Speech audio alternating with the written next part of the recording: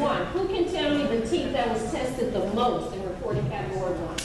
All right. What teeth was tested the least in reporting category 1? All the others. Now, when we think about that, what teeth should you be focusing on the most in your science class?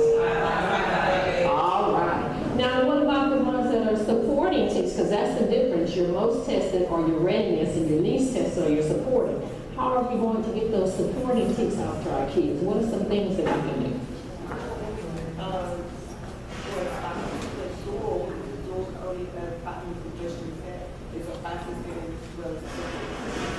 All right, like that. Dual coded. Anything else we can do? We can do nouns. We can spiral questions. What about technology? Technology. We can create a fun little activity on technology, right? All right. Are we ready again? Yeah. Mingle. Let's go. Now we're on to 2. Reporting category 2.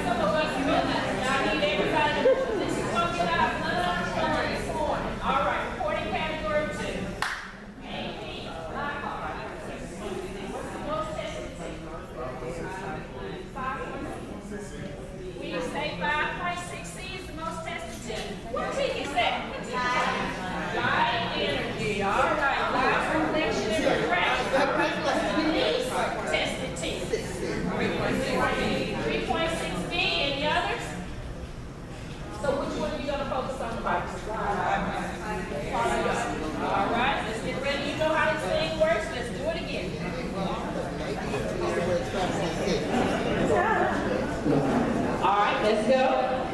Mingle.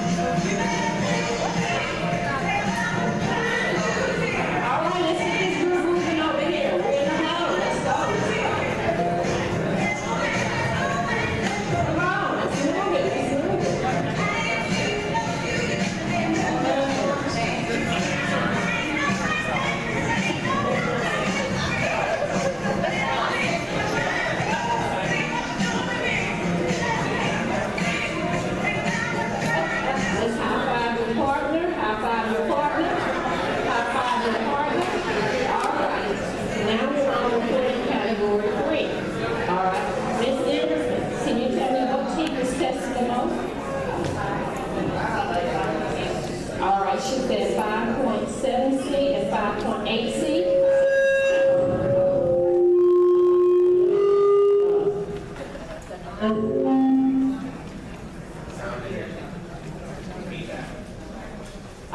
Okay, let's try it again. Sorry.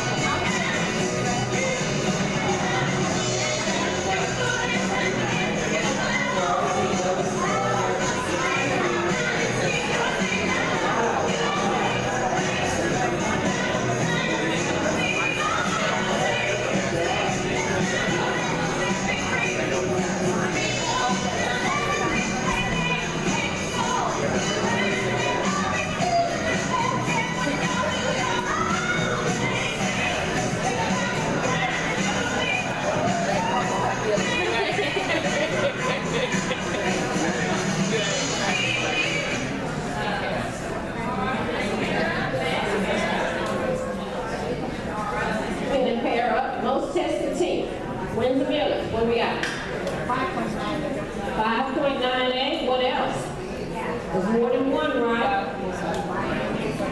I can't hear you. 5.9B, anything else? 5.10B, anything else? 5.10A. Those are the most tested teeth. So now, let's go ahead and go back to our seats and have a seat. Thank you so much for participating on this fair share.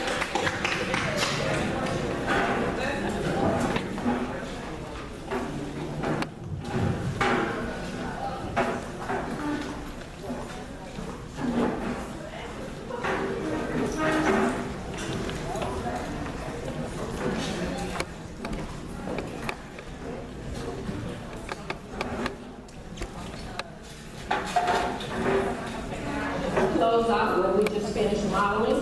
I would like for this table here, if you would take reporting category 1, write it on a post-it note, the most tested readiness teeth, and put it on the wall there. This group, you're taking reporting category 2, the most tested teeth, and place it on reporting category 2. 3, right here. 4, right here. And this lovely table is supporting. All right, so if you put it on post-it notes and just go place them up there, top them on your table for a few seconds. Thank you so much. Well, just as a group. We're just going to do it as a table, guys. We're going to work this as a table. Just give me the post-it notes for this one's reporting category 4, most tested teeth. This one again is reporting category 3, most tested. 2, most tested. 1, most tested. Readiness. The last table has our support. All right. And if someone will be so kind to place it up there and stand there and please speak for us.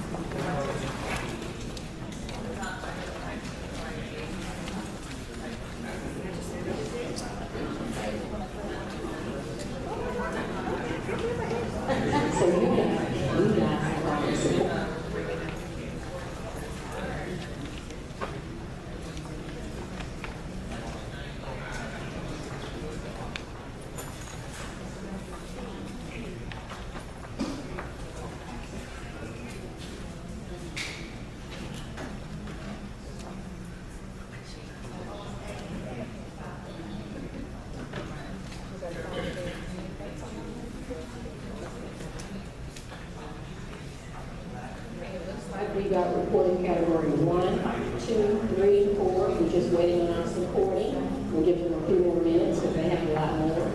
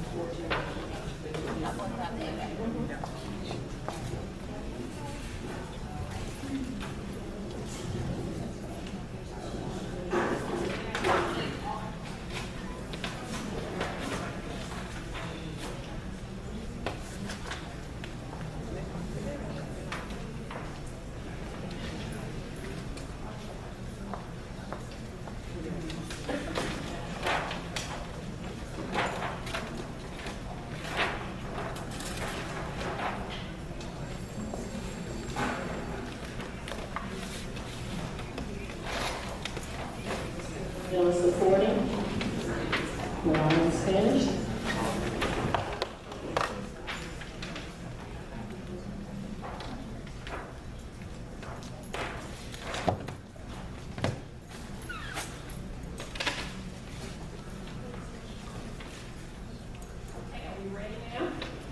Supporting table, we're ready. Can I get one person to stand up and call announcements, please? Ms. Emerson. And the reason I'm calling on Ms. Emerson is because she was here last year with us as a student teacher. We lost her to Caldwell. Now she has her own class. All right, reporting category 1, most tested teeth. Okay, 5.5A. applied matter. It was tested within a 3-year span 12 times, or 12 times. And just to make sure our students understand the different components of it, magnetism, solubility, density, and making sure they understand all of it. So that is one of the biggest things we have. Let's give her a hand. Good job. Reporting category 2. It's a 5.5B, demonstrating fluid electricity that was tested 8 times in 2014 and has only twice. And 5.6C, demonstrating how light travels and reflection and refraction and observation using mirrors and stuff like that. Good job. Give her a hand clap. All right, 3. So in 3, you have 5.7C and 5.8C, and 5.7C is to identify alternative energy resources such as wind, solar, hydroelectric, geothermal, and biofuels, which you all know. And 5.8C, which is demonstrate the Earth rotates on its axis once approximately every 24 hours, causing a day and night cycle and apparent movement of sun across the sky. Okay, give her a hand clap. All right, now we're down to reporting category 4. Can I get a volunteer from 4?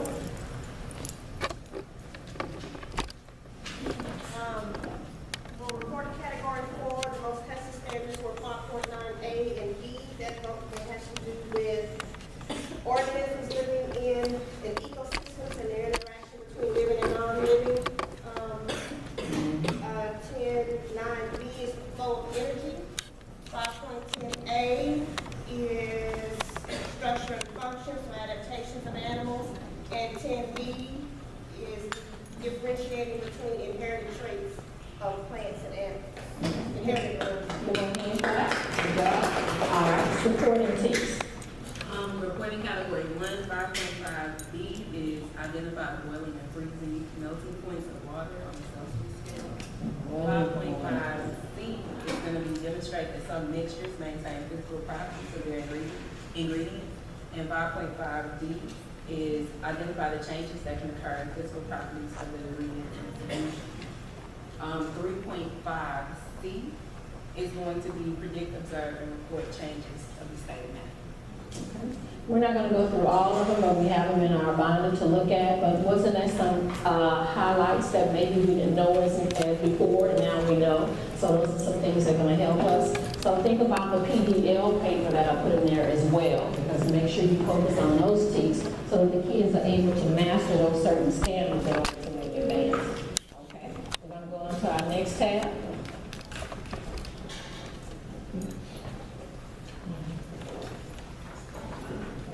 All right, our next tab is where we're going to turn and talk about. Turn and talk and discuss your countdown to science action plan. But let me give it to you first. In our tabs in your binder, it's the tab that says countdown to STAAR plan of action. If you go over to that tab, please.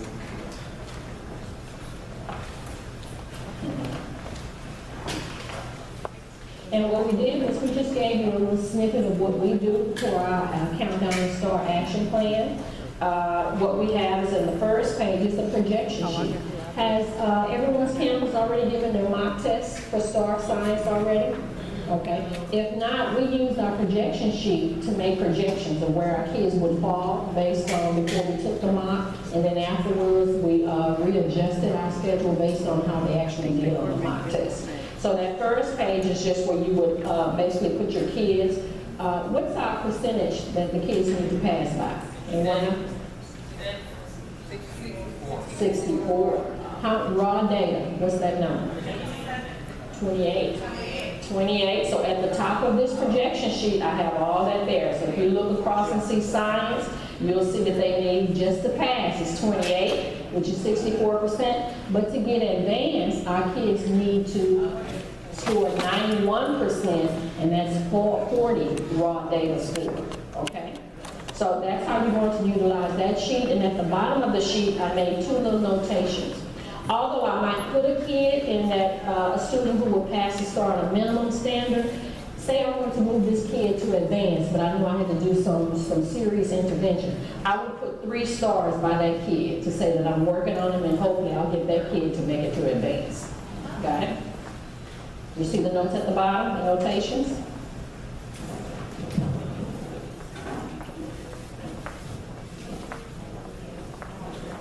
You see it? Yeah. So here.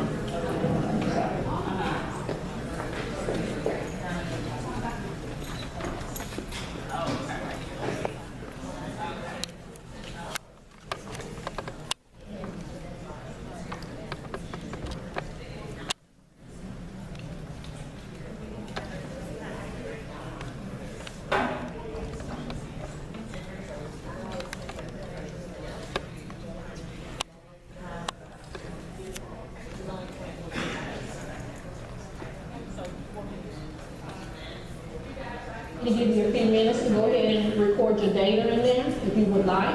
If you have your data with you, what kids would, for the mock study.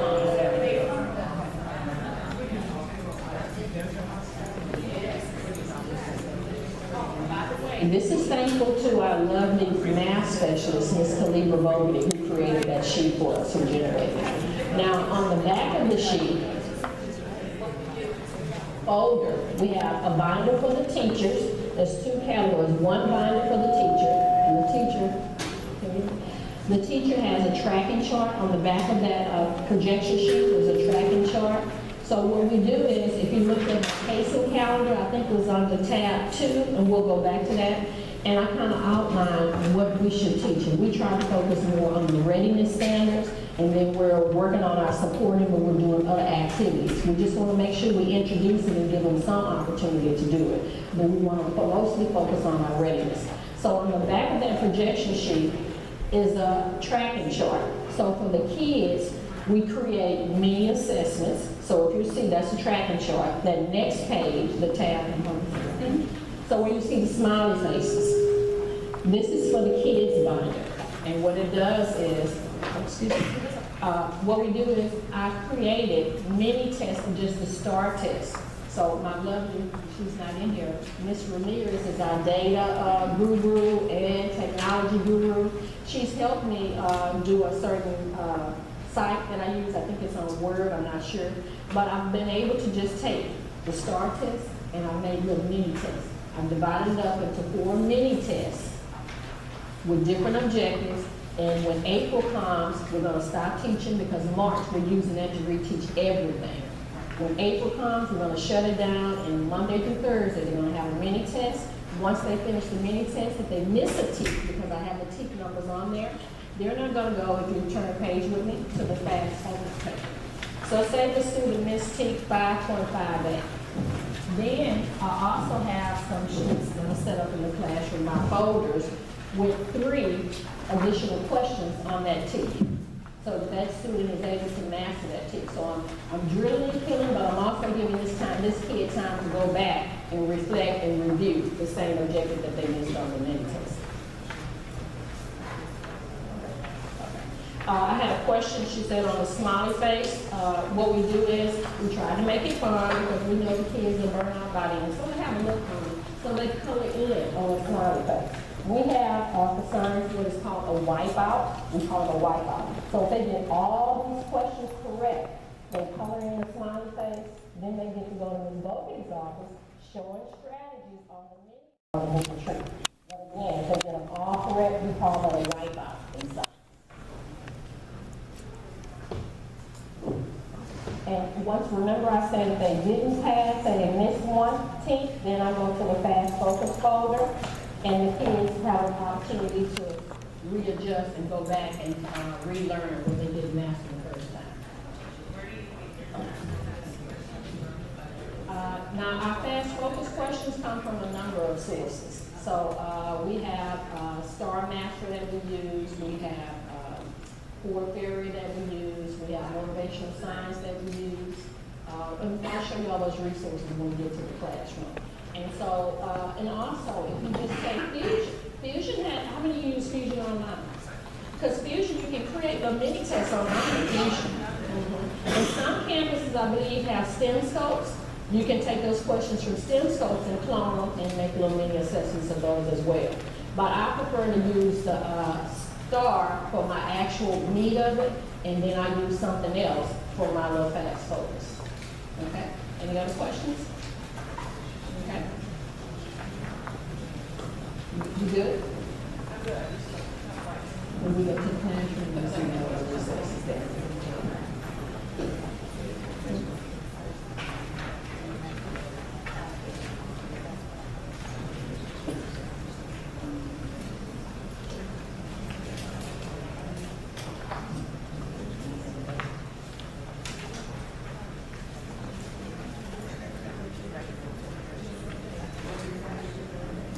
Now, again, we utilize the projection sheet and all our other data based on our mock data. So if you haven't given your mock test yet, you might want to go ahead and do that so you'll know what objectives your kids need to master. Because if you don't do it, don't do it before, and then you're just giving them questions.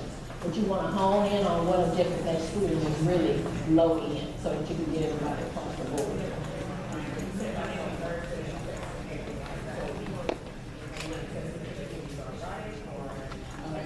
So for example, Monday through Thursday, no, this mini test here is one test. So that's a Monday, Tuesday, Wednesday, Thursday. So what I do is I take the 2015 STAAR test, 2014, 2013. I do them individually, and then the last week of April, I mix them all up. So you're testing Monday through Thursday. Now, one tip that I do on Fridays, we know the kids are probably worn out by then, we do hands-on lab. We just make it a hands-on lab day just to review, just a carousel of that. So that they're not burned out, we just test and test and test.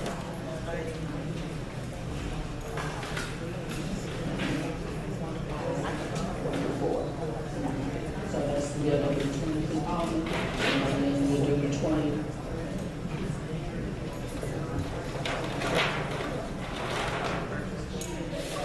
What we do is we do all of the STAAR tests. So one week is all 2015.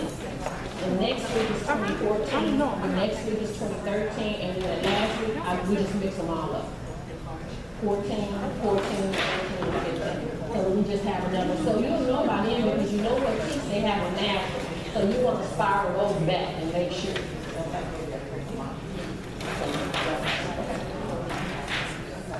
But you still do for that too, because you want to make sure you just follow it.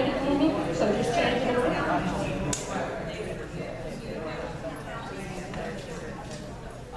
No, we don't have a countdown to math like math does, so that's why I created mine. So, no, we're not special like math people are.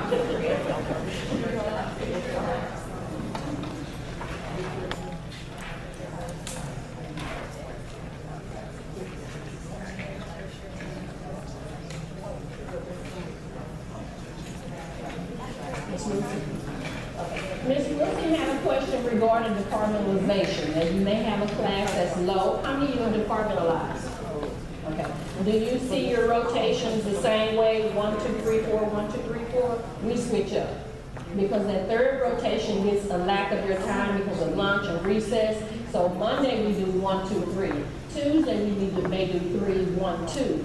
Wednesday we may do 2, 3, 1, and Thursday we'll start back over with 3 because 3 is that group that you miss a lot. So you may want to change it. And I have a copy of my rotation schedule down there that you can look at for that.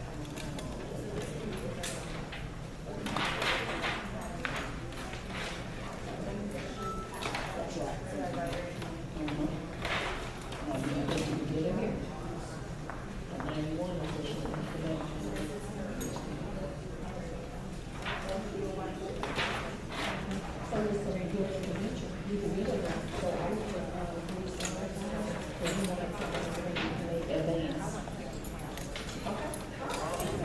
Any other questions?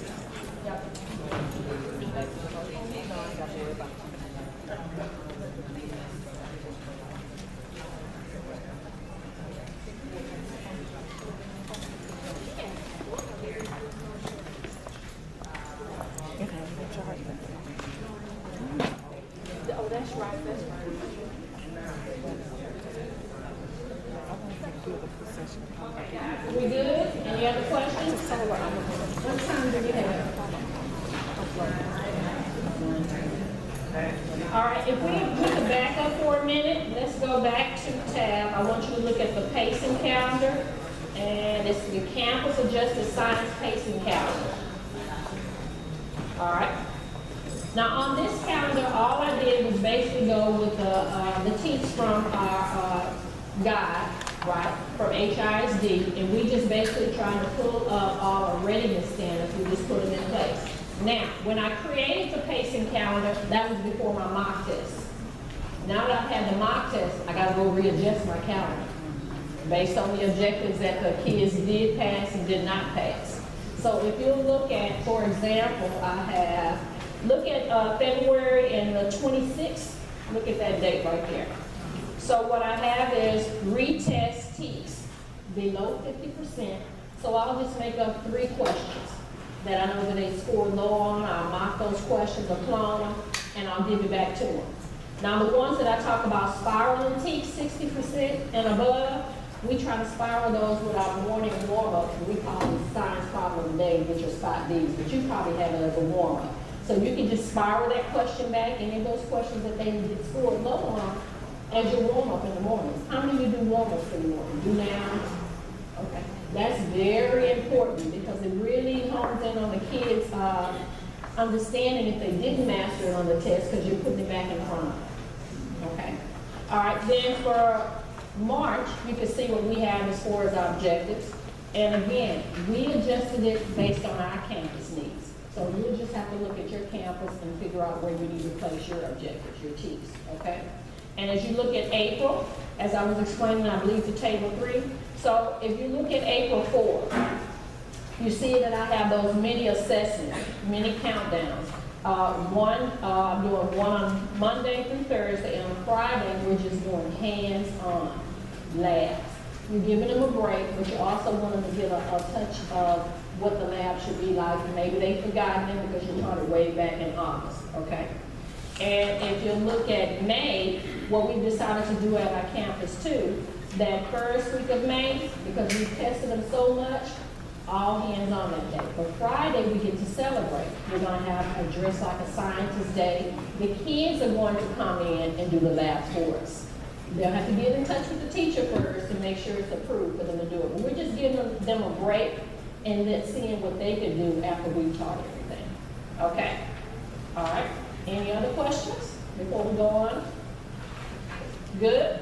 Let me see. Sound like you're getting quiet in here. Oh, we're getting quiet. We're getting quiet. All right. Let's go ahead and go through the study science guide. Well, let's go to the interactive book. I'm going on now. Interactive science notebook. What we did was, I'm pretty sure a lot of you are already doing this interactive notebook, so this would be something you can use if you're not using it for the next school year. And what we did was just give you a couple of little ideas on what you can put in your science journals. And when you go to our classroom, you'll be able to look at some of the student science journals. So in your leisure, you'll be able to look at the input that the students, that the teacher will give, and then you'll also be able to look at the output. Different formats or ways you can have your kids give you the output as far as what they learn.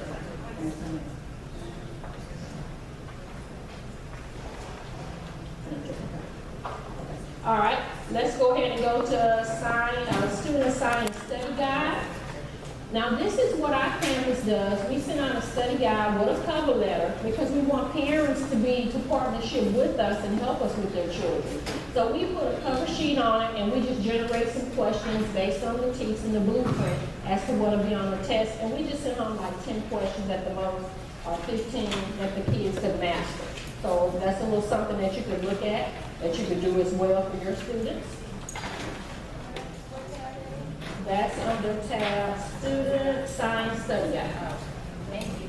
Okay.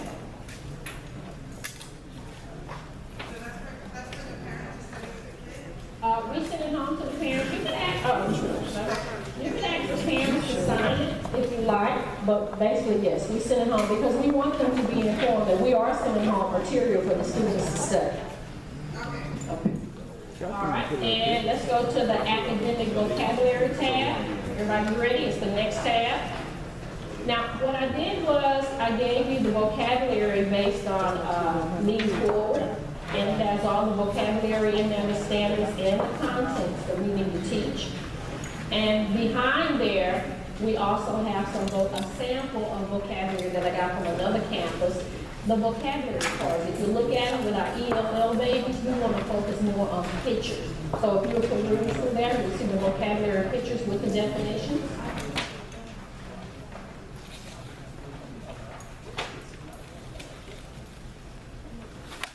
And if you go a little further in that tab, you see some anchor charts.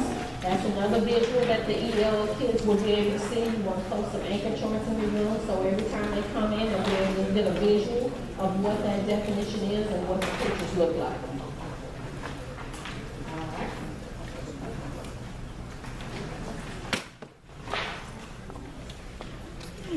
All right. And then the next tab says science strategies. If you go through that tab, now this is something that myself and my cohort just came up with together. Just some strategies that we like for our kids to use. So if you look at that next tab, these are our strategies. We use rocks. And on the back of there, we're showing you the way that the correct use of strategies and then the area of development of some of our